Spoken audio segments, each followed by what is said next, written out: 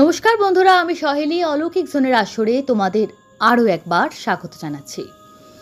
বন্ধুরা, আজ অলৌকিক জোনের আসরে আবারও চলে এসেছি নতুন ঘটনা নিয়ে। নতুন ঘটনা পাঠিয়েছেন সত্যব্রত দিন্দা। উনি লিখছেন, সহেলিদি, এই ঘটনা আমার পাশের বাড়ির একটি ছেলের সঙ্গে ঘটেছে। আমাদের এই পাড়ায় সবাই জানে কম বেশি। আমি যতদূর জানি এই ঘটনা কোথাও পাঠ করা হয়নি, তবুও পাড়ার ঘটনা যেহেতু, পাড়ার যদি কোনো লোক অন্য কোনো কোথাও শেয়ার করেন, সেটা আমার সম্পূর্ণ অজানা এবং অনিচ্ছাকৃত। সুতরাং আমি এটা বলে আমার ঘটনা শুরু করছি। এখানে সত্যি কিছু বলার নেই, পাড়ার ঘটনা, ওরা পাড়ার লোক, উনি যেভাবে জানেন বাকিরা সেভাবে জানেন। তো ওনার মতো আমিও প্রথমে বলে দিচ্ছি, কোনো ঘটনার সঙ্গে মিল থাকলে তা সম্পূর্ণ অনিচ্ছাকৃত, তবে উনি যতটুকু খবর নিয়েছেন ঘটনা কোথাও পাঠ করা হয়নি। বলছেন, ঘটনাটা গত বছর ডিসেম্বর মাসে কলকাতার কিছু ছেলে, তার মধ্যে আমারই বন্ধুও ছিল না, আমার বন্ধু কলকাতার না, ওই ছেলেগুলোর সঙ্গে একটা ব্যাগের ফ্যাক্টরিতে কলকাতায় কাজ করে। অল্প বয়সী ছেলে, লেখাপড়া বেশি দূর করেনি, 9-10 অবধি পড়েছে। না, আমি আমার পাশের বাড়ির ছেলেটির কথা বলছি। অন্যদের লেখাপড়া বৃত্তান্ত সম্পর্কে আমার কোনো অভিজ্ঞতা নেই। তো ঘুরে ঘুরে বেড়াচ্ছিল, খারাপ যাতে না হয়ে যায়, ওর মামা কলকাতা শিয়ালদার দিকে কোনো একটা ব্যাগের কারখানা নাকি দোকান, যাই হোক, সেখানে কাজ ধরিয়ে দিয়েছে। তো সেখানে ও একা কাজ করে না, ওর সঙ্গে আরও অনেক ছেলেরা কাজ করে। বিভিন্ন জায়গা থেকে বিভিন্ন ছেলেরা আসে। তো মুর্শিদাবাদেরও একটা ছেলে ছিল। ছেলেটি মুসলিম ধর্মে, কিন্তু তার প্রতিটা ধর্মের প্রতি খুব আনুগত্য ছিল, সবাইকে নিয়ে চলতে এবং মিলেমিশে থাকতে খুব পছন্দ করত। তো এরকম নানা রকম গল্প গুজব হতো। ওরা ব্যাগের কারখানায় কাজ যখন করতো, কখনো ফেসবুক কখনো ইউটিউবে কিছু ভিডিও চালিয়ে প্লে করে দিত, এবার নিজেরা কাজ করতে থাকতো। তো এইরকমই ভিডিও দেখতে দেখতে একটা ভিডিও ফেসবুকে ভাইরাল হয়েছিল, ওদের চোখে আসে। সেটা মুর্শিদাবাদের একটা হন্টেড হসপিটাল। হসপিটালটা নাকি প্রায় 15-16 বছর ধরে ফাঁকা পড়ে আছে। দেখলে মনে হবে একটা সিনেমার স্ক্রিপ্ট। এত সুন্দরভাবে হসপিটালটা দেখে দেখে ওদের খুব ভালো লেগেছিল। মুর্শিদাবাদের ছেলেটিকে বললো, তোরা জানিস? বলে, হ্যাঁ, একটা গন্ডগোল হয়েছিল, মুর্শিদাবাদ তো ছোট জায়গা না। জানি, তখন আমি অনেক ছোট ছিলাম, সে ছেলেটিরও বয়স বেশি না। ঠিক আছে, আমি খোঁজ খবর লাগাবো। তো দেশের বাড়ি যায়, তখন খোঁজ খবর নিয়ে যখন ফিরে আসে, সে ডিসেম্বরের যে সময়টার এই ঘটনা, তখনও বলে যে ছুটি নিয়ে 3-4 জন মিলে চল কারখানা থেকে ছুটি নিই। এবার একসঙ্গে মালিক এতজনকে ছুটি দেবেও না। তো ওরা কিভাবে ম্যানেজ করেছিল ওরাই জানে, ছুটি নিয়েছিল। যে ছুটি নেওয়ার উদ্দেশ্য ওই হন্টেড সাইটটায় যাবে, ভিডিও টিডিও বানাবে। তার আগে অনেকে ভিডিও বানিয়ে ফেলেওছে, ফেসবুকেও দেখেছি, ইউটিউবেও হয়তো আছে। ওদেরও যেতে হবে। এর মধ্যে আর একটা দুটো ভিডিও আসে, জানতে পারে এই ফেসবুক থেকে নাকি প্রচুর অর্থই উপার্জন করা যায় ভিডিও ছেড়ে। বলে, আমাদের যদি ভিডিওটা ভাইরাল হয়ে যায়, আমাদের আর কোনো দুঃখ থাকবে না, প্রচুর টাকা পয়সা এসে যাবে, কোনো সমস্যা থাকবে না, আর ব্যাগের দোকানে কাজ করতে হবে না, বড়লোক হয়ে যাব। চতুর্দিকে ইউটিউবাররা সব দেখছি, ফেসবুক যারা করেন, সাইকেল নিয়ে ঘুরতো, আজকে তারা BMW নিয়ে ঘুরছে। তাদের মধ্যে একজন একটু বয়স বেশি ছিল, প্রায় 25-26। সে বলল, ভাই, যেগুলো মোবাইলে দেখায় সব কিন্তু সত্যি না। আমার পাশের বাড়ির ছেলেটির নাম কিন্তু সুভাষ। সুভাষ নাম অনেকেরই আছে। ওর নাম বললে খুব যে পাড়ায় গন্ডগোল হবে তেমনও মনে হয় না দিদি, নামটা আমি বলেই দিলাম, সুভাষ দে ওর নাম। আমি কোথা থেকে ঘটনা লিখছি শুধু সেটা আমি বললাম না, নামটা সবই যা যা নাম বলছে সেগুলো সমস্ত আসল নাম, কোনোটা নকল নাম না। মুসলিম ছেলেটার আমি নাম জানি না, বাকি দুজনেরও নাম জানি না। টোটাল ওরা 4 জন ছিল। 4 জন মিলে সমস্ত প্ল্যান করলো যে না, একদিন যেতে হবে, গিয়ে ভিডিও করে, এই ভিডিও দিলে ভাইরাল হবই হব। ওদের উদ্দেশ্য ছিল ভাইরাল করা। ভূত দেখার কতটা ইন্টারেস্ট ছিল সেটা জানা যায় না, প্রথম দিক তো ছিল না, নিজেরাও হয়তো বিশ্বাস করতো না এরম ভূত বা কিছু হয়, হন্টেড প্লেস হয়। তো মুর্শিদাবাদে ছেলেটা যখন প্রায় এটা ওটা খবর নিয়ে নিয়ে আসতো, বললো না রে ওখানে অনেকে দেখেছে, কে অজ্ঞান হয়ে গেছে রাত্রিবেলায়, লরির চালকেরাও নাকি দেখতে পায়। তো রোডের ওপর হসপিটালটা ফাঁকা পড়ে আছে, প্রচুর ঘটনা নাকি ঘটছে, প্রায় ঘটে, প্রচুর টিভি মিডিয়া গিয়েও নাকি কভার করেছে। বলে আর তাহলে দেরি নেই, এইবার আমরা যেতেই হবে। ওরা যায় 21শে ডিসেম্বর যায়। যেদিন ওরা যাচ্ছে ইনি বলছেন ও এতটাই মানে পাশের বাড়ি, একদম পাশের বাড়ি না হলো মানে একদম বাড়ি থেকে 2-3 পা আর কি ওর ঘর। একদিন সকালে দেখলাম ভালো করে জামা কাপড় পরে সেজে গুজে পিঠে একটা ব্যাগ নিয়ে বেরোচ্ছে, সাইকেল নিয়ে। আমি পাশে যাচ্ছিলাম, পাশ দিয়ে, ওদের বাড়ি পাশ দিয়েই যাচ্ছিলাম। বললাম কিরে ভাই শীতকাল কোথাও ঘুরতে টুরতে গেলি নাকি? বলে হ্যাঁ দাদা একটা দারুণ জিনিসে যাচ্ছি, দারুণ ব্যাপার। বলে কি ব্যাপার? না এরকম হন্টেড প্লেস। বলে কোথায় রে? এরকম খবর টবর পেয়েছি, ভিডিও করে আনবো, দেখবে আর অবাক হয়ে যাবে। বলে দেখবা সাবধান। বলে আর আমাদের সব ব্যবস্থা আছে। বলে ঠিক আছে।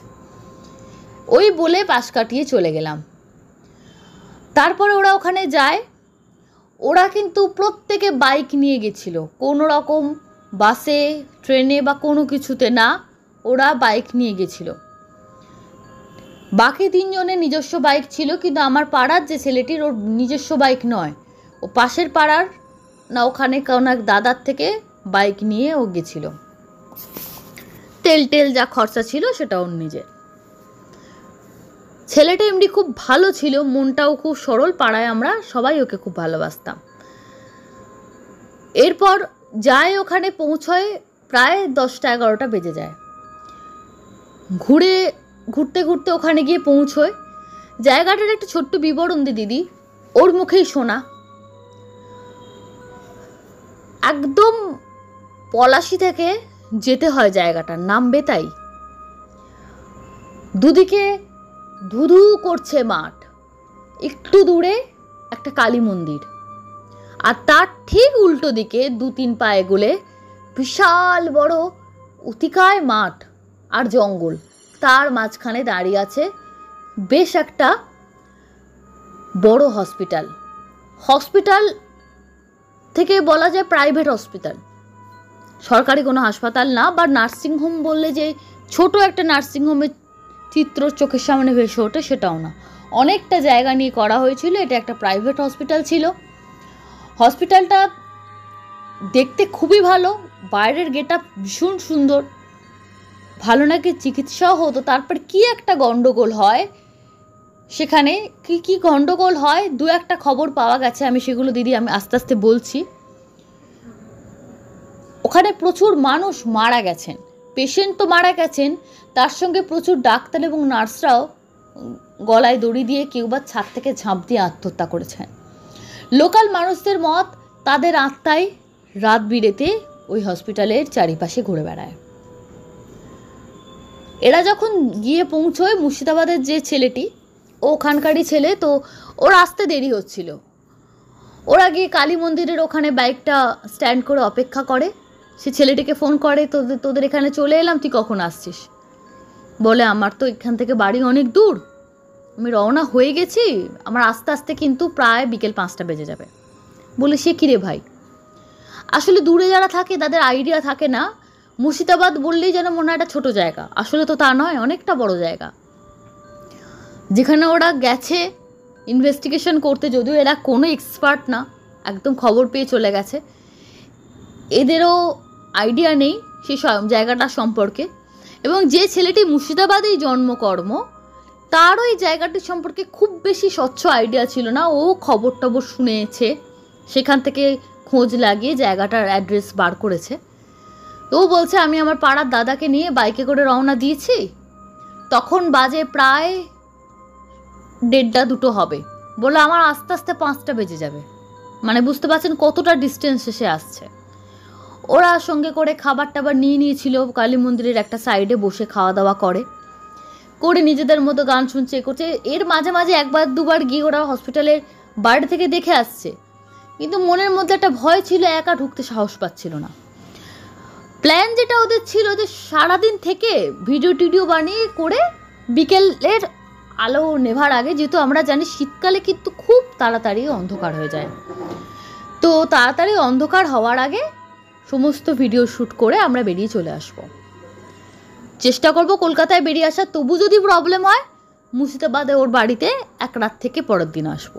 এটা ছিল ওদের অ্যাকচুয়াল প্ল্যান।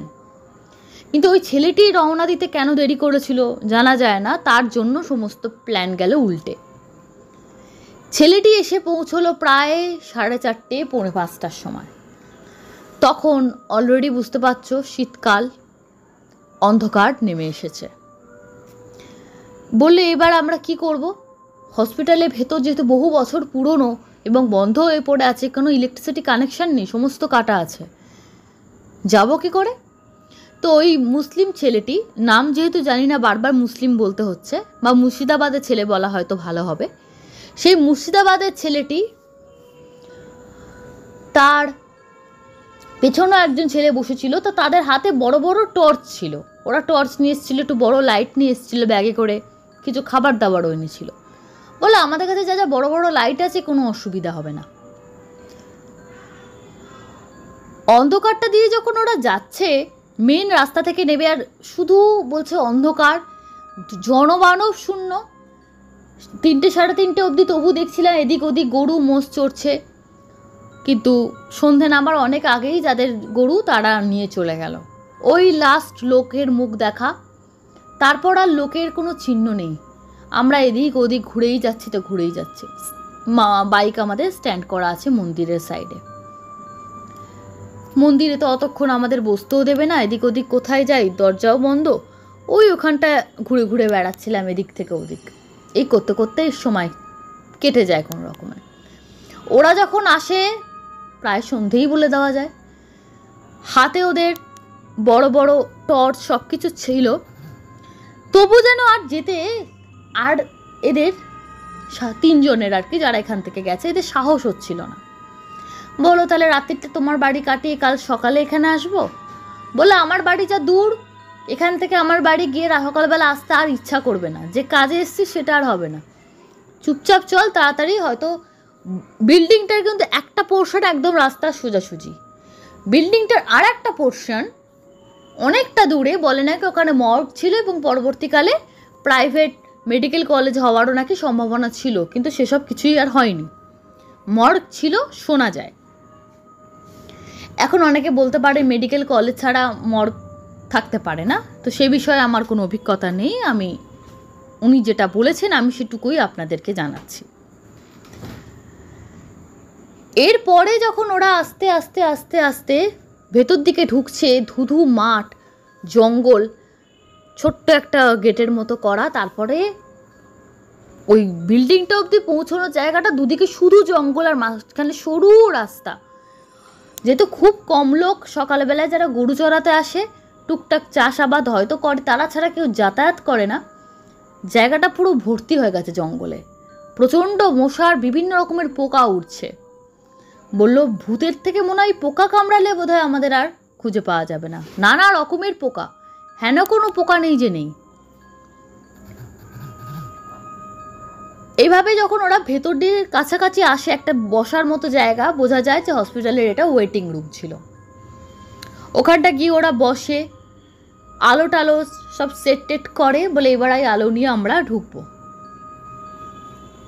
পেছনে দরজা দিয়ে ওরা আস্তে আস্তে উঠছে, বলছে এই যে ভয়টা শুরু হলো না, ভূত দেখলে কি হবে সেটা পরের কথা, এই যে ভয় শুরু হলো, নিজেদের পায়ের আওয়াজে নিজেদেরকে ভয় লাগছে, এত নিস্তব্ধ নিশুতিয়া, শুধু চতুর্দিকে ঝিঝি পোকার শব্দ ছাড়া আর কিচ্ছু নেই, শুধু ঝিঝির শব্দ। আর গাড়ি মাঝে মাঝে চলে যাচ্ছে মেন রোড দিয়ে, সেই গাড়ির আওয়াজ, ব্যাস লরির আওয়াজ, আর কিছু না। ভয়ে হাত পা ঠান্ডা হয়ে গেছে ছেলেগুলোর। ন্যাচারালি এত ভয় পেয়ে গেলে ছোটোখাটো, বলছে একজন আর একজনের পিঠে হাত দিলেও যেন গাটা শিউরে উঠছে, রে কিরে।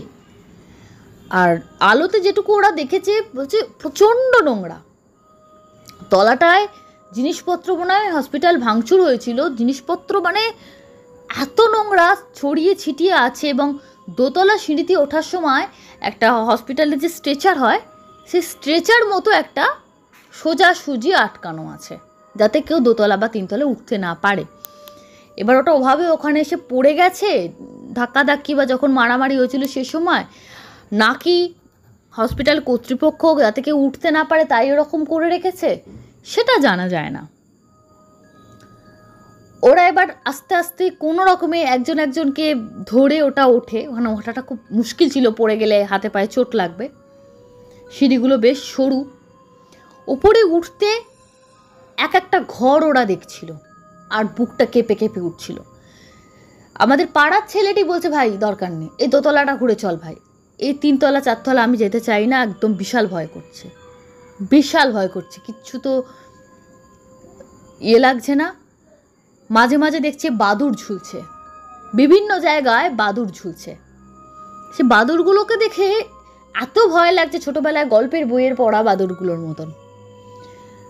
নিজেদের পায়ের আওয়াজ ওরা শুনতে পাচ্ছে, একটা একটা করে ঘরে যাচ্ছে।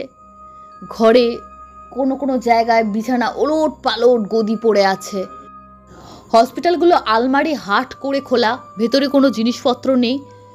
পাখা টাখাও খুলে নিয়ে চলে গেছে দুষ্কৃতীরা, শুধু লোহার রডটা ঝুলছে পাখার। টিউবলাইটের যে সেটটা থাকে সেগুলো ভেঙে চুরে এদিক ওদিক পড়ে আছে।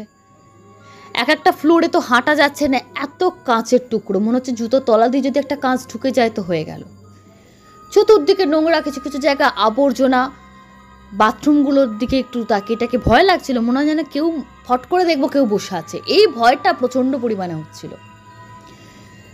সব কটা ফ্লোর ওরা দেখে ঘুরে, যখন কোথাও কিছু দেখতে পায় না, আর ওরা যেহেতু 4 জন ছিল হাত ধরাধরি করে, বেশ এবার সাহস একটু এসে গেছে, মানে না কিছু নেই, এখানে কিছু থাকে না, নিজেরাই কথা বলছে। ও লোকেরা চামচিকি দেখে আওয়াজ টাওয়াজগুলো হয়তো রাত্রে অনেক বাদুড়, চামচিকি, পেঁচা বা অনেক সময় পায়রারাও বাসা করে, সেসব পাখিদের ঝটপটানির আওয়াজই হয়তো লোকে শুনেছে, তাতে এই সমস্যা। সমস্ত কিছু করে যখন ওরা নেমে যাবে, 2টো ঘটনা ঘটেছিল, ছোট্ট ছোট 2টো ঘটনা। একটা ছোট রুম, সেখানে মনে হয় সিস্টারদের বসার জায়গা বা কিছু ছিল, সেগুলো উল্টে পাল্টে রাখা, ওদের ধারণা, কেন কিছু বোঝা যাচ্ছে না। কিছু কিছু ওয়ার্ডের নাম লেখা আছে, ফিমেল ওয়ার্ড, মেল ওয়ার্ড, ওরা আলো ফেলে ফেলে সেগুলো দেখছিল। সেখানে হাওয়া নেই, বাতাস নেই, কিচ্ছু নেই, এবং ওদের সঙ্গে কোনো ধাক্কাও লাগেনি। দূরে একটা চেয়ার আর একটা হুইল চেয়ার, একটা নর্মাল চেয়ার, একটা হুইল চেয়ার। সিনটা কল্পনা করুন বন্ধুরা, অন্ধকার একটা ওইরকম নার্সিংহোম, দীর্ঘদিন ধরে বন্ধ পড়ে আছে, 4টে ছেলে, অচেনা জায়গা, অন্ধকার ঘুটঘুট করছে, শুধু ওদের কাছে যে আলো আছে সেটাই ভরসা।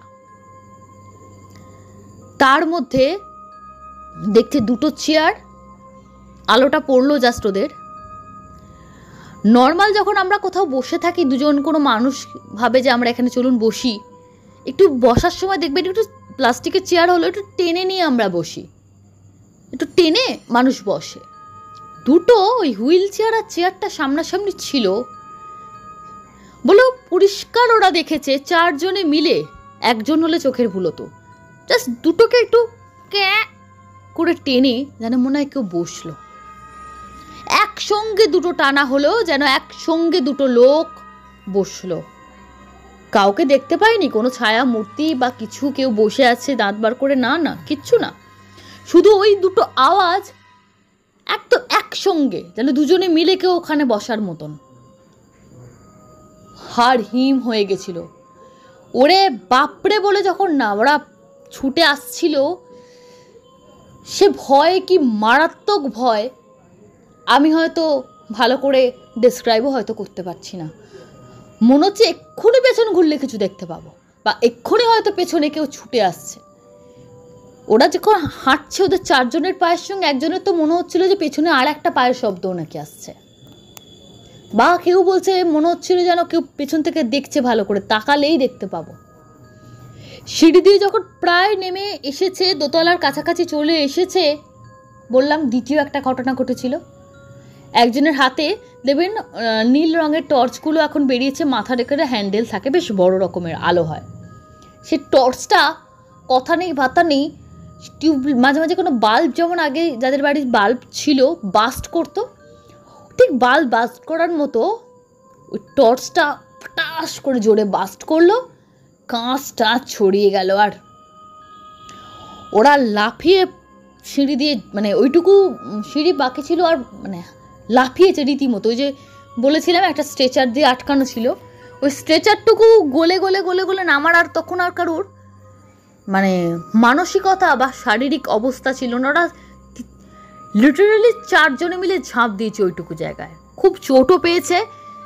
কোনো রকমে বেরিয়ে যখন চলে এসেছে, প্রায় ওই জঙ্গলটা দিয়ে ছুটে বেরিয়ে আসছে রাস্তাটা দিয়ে, যে আর যখন রাস্তায় এসে দেখলো যে লরি টরি যাচ্ছে, লরি টরিগুলোকে দেখে মনে হয় না কোনো অন্য জগতে এতক্ষণ ছিলাম, অন্য কোনো জগৎ থেকে যেন একটা লোকালয়ে প্রবেশ করলাম। একটা মনে এবার ওদের জোর হলো, তবুও তখনও হাত পা ঝিমঝিম করছে, বলছে হাতে পায়ে বল পাচ্ছি না, যেন পাটা মাটিতে আছে না শূন্যে ভাসছি, আমরা নিজেরাই বুঝতে পারছি না, এত মারাত্মক ভয়। কিন্তু ওই টাইমটা ওরা বললো যে ভেতরের হসপিটালে একসঙ্গে অনেকজন কথা বললে যেরকম হয় সেরকম কথা বলার আওয়াজ আমরা পেয়েছি। তারপর আমরা দাঁড়াইনি, বাইক নিয়ে চালিয়ে আসার অবস্থা ছিল না। মন্দিরের ওখানটায় আমরা, মন্দির অবধি না, মন্দিরের রাস্তাটাতে বসে পড়ি, শুধু বসে জল খেলাম। ওই শীতকাল ঠান্ডায় গা থেকে সোয়েটার হুডি যা ছিল খুলে রাখি, পুরো ঘেমে নিয়ে গেছি, ঘাম গড়াচ্ছিল। তারপর একটুখানি আশ্বস্ত হতে মন্দিরের কাছে 2-1 এসে দাঁড়ালো, বাইক টাইক নিয়ে মনে হয় যাতায়াত করছিল, তাদেরকেও সব শুনে বললো কেন এখানে এসছেন দাদা, এসব কি ইয়ে। তো সেই লোকগুলো হেল্প করেছিল, কিছু খাবার টাবার দেয় ওদেরকে, ওরা চলে আসে। এবার একজন বলবে ওই যারা মুর্শিদাবাদের ছেলে তাদের তো খাবারের ব্যাগ নিয়ে তো ওরা গেছিলো, খাবারের ব্যাগ নিয়ে ওরা গেছিলো, হসপিটালের মধ্যেই কোথায় রেখেছিল, আসার সময় খাবারের কোথায় ব্যাগ রেখেছি নিয়ে দেখার মতো মানসিক অবস্থা তো ছিল না, ওর খাবার আর ব্যাগ ওখানেই রয়েছে। পরে ওরা যখন ফিরে আসে, মুর্শিদাবাদের ছেলেটির বাড়িতেই ওরা রাত্রিবেলা কাটায় না, ওদের কোনো জ্বর টর কারোর আসেনি। তো ওদের পাড়ার 2টো ছেলে, আবার এটা বলা ভালো, বেলার দিকে যে ব্যাগটা আর আছে কিনা দেখার জন্য, কারণ রাত্রিবেলা তো ওখানে আর কোনো চোর ঢুকবে না, খাবার খেতে জানবে কি করে, ওখানে খাবারের ব্যাগ ওরা ফেলে এসছে।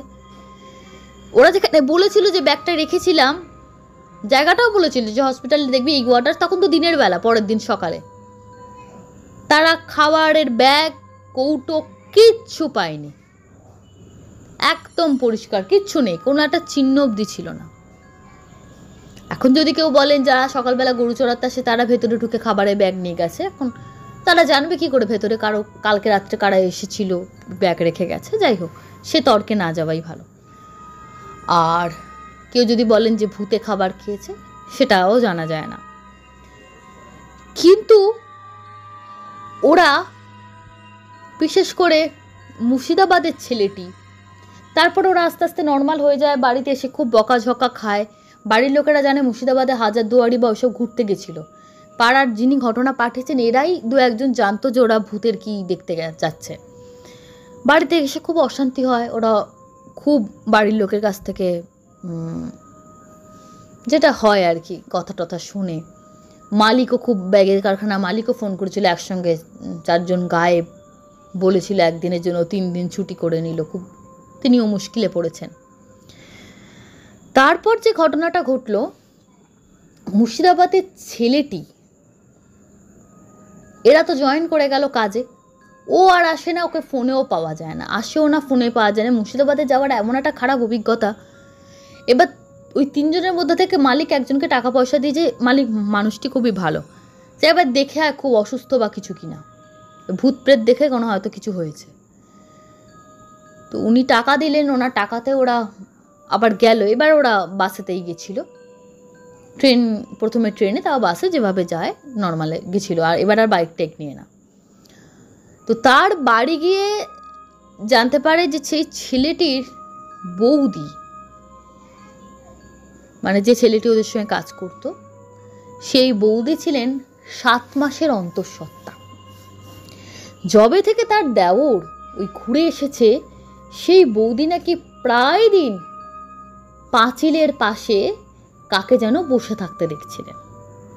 যে বসে থাকে সাদা মতো, সেই গায়ে সাদা প্যান্ট পরে আছে না চাদর জড়ানো বলে বুঝতে পারা যেত না, কারণ ধোঁয়া ধোঁয়া মতো শরীরটা বসে থাকতো, দেখে তার খুব ভয় লাগতো।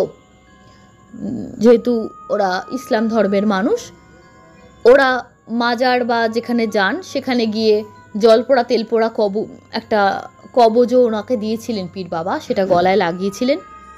তারপর একদিন হসপিটালে ডাক্তার, অন্য হসপিটাল অবভিয়াসলি, ডাক্তার দেখাতে যান। কোনো কারণে তার কবজটা খুলে যায় না কি তিনি মনে করতে পারেন না। তার ঠিক 24 ঘন্টার মধ্যে বৌদি বাড়িতে আসার পর আর কি কলতলায় এমন বিশ্রীভাবে পড়ে যান, তার কোমর ও পা একসঙ্গে ভেঙে যায়। তার গর্ভের সন্তানটি তো সঙ্গে সঙ্গেই মারা যায়, বুঝতেই পারা যাচ্ছে। এবং তার থেকে বড় ঘটনা, বৌদিকে যখন হসপিটালে নিয়ে যাওয়া হয়, বৌদি সেই বেলাতেই আর কি, দুপুরবেলায়, সকালবেলায় নিয়ে যাওয়া হয়েছিল, দুপুরের মধ্যে উনিও মারা যান। সব থেকে খারাপ যেটা, ওই পরিবারের সারা জীবন একজন মানুষের মৃত্যু তো আছেই, কখন কি পরিবেশে কি হয় কেউ বলতে পারে না। তার বাড়ি থেকে পাড়ার লোক প্রত্যেকে বলেছিল বাড়িতে যখন একটা অন্তঃসত্ত্বা মহিলা আছে, এরকম একটা জায়গায় যাওয়া উচিত হয়নি। কেউ কেউ বলেছিল ভূতেরা ওদের পেছন পেছনই ধাওয়া করেছিল। মেবি হয়তো মুর্শিদাবাদটা ওদের এরিয়ার মধ্যে বলে তাকে ধরেছিল, বা বৌদি অন্তঃসত্ত্বা ছিলেন বলে সেটা টের পেয়েছিলেন, বাকিরা কিন্তু কোনো টের পায়নি। অনেকে বলেন যে রাস হালকা ছিল, সেই ছেলেটিকে ধরেছিল, ছেলেটিকে কিছু করতে পারেনি, বৌদিকে প্রায় দেখা দিত। তো তর্ক বিতর্ক অনেক কিছুই আছে, কিন্তু সত্যি কথাই এই পুরো কিছুর মধ্যে সামান্য একটা ভিডিও ভাইরাল করব বা কিছু, সব থেকে বড় কথা যে ভিডিও ভাইরাল করব বলে গেছিল ওরা, ওদের কাছে অত দামি ক্যামেরা বা কিছু না থাকে, অন্ধকারে কোনো ভিডিও, ওরা যখন ওরা ভয় পায়নি তখন কিছু করতে পারেনি। ভিডিও একদম ব্ল্যাঙ্ক, কিচ্ছু দেখা যাচ্ছে না, কিছু আওয়াজ ছাড়া, ও নিজেদের কথা বলা ছাড়া। তো ওই ভিডিও ন্যাচারালি কোনো জায়গায় আপলোড করলেও কিছু হতো না। সব থেকে দুঃখজনক এই সব কিছুর মধ্যে একটা মানুষের জীবন চলে গেল। বিষয়টিকে যদি কেউ বলেন কাকতালীয় বলতে পারেন, কিন্তু ওই ভদ্রমহিলা পাঁচিলে যে কাউকে বসে থাকতে দেখতেন, সেটা কেমন করে কাকতালীয় হয়? তার আগে কখনো উনি দেখেননি, ওই তার দেওর ওই ঘুরে আসার পর থেকে তিনি দেখছিলেন। তো ছেলেটির মা অসুস্থ হয়ে গেছিলেন, হসপিটালে ছিল, দাদাও মানসিকভাবে প্রচণ্ড ভেঙে পড়েছিল। পরিবারটা একদম যেন সুখী, পরিবারটা যেন একদম নষ্ট হয়ে গেল আর কি। হয়তো একটা সময় তারা তাদের ব্যথা যন্ত্রণা কাটিয়ে উঠবেন, কিন্তু তাদের যে ক্ষতি হয়ে গেল তার বোধহয় কোনো নিরাময় হওয়া সম্ভব না। তো এই ঘটনাটা শেয়ার করার পেছনে উনি আর একটা সুন্দর মেসেজও দিয়েছেন। বলে ইয়াং জেনারেশনে আমরা যারা যা কিছু দেখলাম একটা ছুটে ভাইরাল করব বলে বলে এরকম করতে গিয়ে অনেকে অনেক অনেক বিপদ ডেকে আনে, প্রতি মুহূর্তে আমরা দেখছি। কিন্তু এই রিলস বানাবো বা ভাইরাল হওয়ার ইচ্ছায় এরকম ঘটনা আমরা আগেও শেয়ার করেছি, কত যে বিপদ ডেকে আনতে পারে। আপনার নিজের না হলে আপনার পাশাপাশি কারোর বিপদ হতে পারে, কার কখন কি হয় কেউ বলতে পারে না। তো আর কোনো এক্সপার্ট না হলে, ভূত আপনি বিশ্বাস করুন না করুন আপনার ব্যক্তিগত, কিন্তু যখন কোনো জায়গায় একটা মানে ট্যাবু হয়ে গেছে যে এখানে একটা ভৌতিক কিছু হয়, নিশ্চয়ই কিছু লোক কিছু অনুভব করেছে বলেই জায়গাটা একটা স্ট্যাম্প পড়েছে। তো সেখানে নলেজ ছাড়া, প্রপার গাইডেন্স ছাড়া, নিজস্ব অভিজ্ঞতা ছাড়া, আপনারা যখন প্যারানর্মাল ইনভেস্টিগেটর নন বা কোনো বড় তান্ত্রিক ওঝাও নন, আপনারা জানেনও তাদের এই নেগেটিভ এনার্জির সঙ্গে কীভাবে লড়াই করতে হয় জানেনও না, তবে কেন শুধু শুধু সেখানে ঘাঁটাঘাঁটি করা একদমই উচিত না। আর দ্বিতীয় কথা, এখন জানতে যাবে যে কী হয়েছিল। উনি বলে যেটুকু জানতে পারা যায়, যখন বিভিন্ন চিটফান্ডের ঘটনা ঘটছিল আমাদের পশ্চিমবঙ্গে, সেই সময় ওই চিটফান্ডের সঙ্গে ওই হসপিটালের কিছু ডাক্তার, নার্স এবং কর্মচারীরা ওই দুর্নীতির সঙ্গে জড়িয়ে পড়েছিলেন। সে ইচ্ছাকৃত না অনিচ্ছাকৃত সে জানা যায় না। সেই সব নিয়ে হসপিটালে প্রচণ্ড ভাঙচুর এবং মেডিক্লেমও নাকি কিছু চিটফান্ডেরই কোনো মেডিক্লেম সংস্থায় মেডিক্লেম সেটা পেশেন্টরা পায়নি। নানা রকম কিছু গণ্ডগোল হয়েছিল। ডাক্তারদের বোধহয় আটকে দিয়েছিল নার্সদের, এবং পরবর্তীকালে তারা আত্মহত্যা হন। কেউ কাউকে বলে খুন করা হয়েছে। তো নানা রকম মতবিরোধ আছে, তবে প্রত্যেকটা আনন্যাচারাল ডেথ ওখানে হয়েছে, প্রচুর ডেথ হয়েছে, তার জন্য ওটা সিল হয়ে গেছে। এখন যদি কেউ জিজ্ঞেস করো শৈলীদি তুমি এটা আগে কখনো শুনেছিলে, না আমি শুনিনি। অনেক ঘটনাই হয় যেটা আমাদের কান অব্দি এসে পৌঁছয় না, আমি প্রথমবার জানলাম। অবশ্যই নিউজে আমি এটা নিয়ে রিসার্চ করব। তোমরা এর আগে এই ঘটনা শুনেছো বা জেনেছো কিনা অবশ্যই আমাকে জানিও, এবং যদি কোথাও বলো যেটা আপলোড হয়ে গেছে স্টোরি হিসাবে, সেটাও আমাদের জানাতে ভুলে যেও না। আজকে এখানে শেষ করছি বন্ধুরা, ফিরে আসবো আগামী পর্বে। ধন্যবাদ, শুভরাত্রি।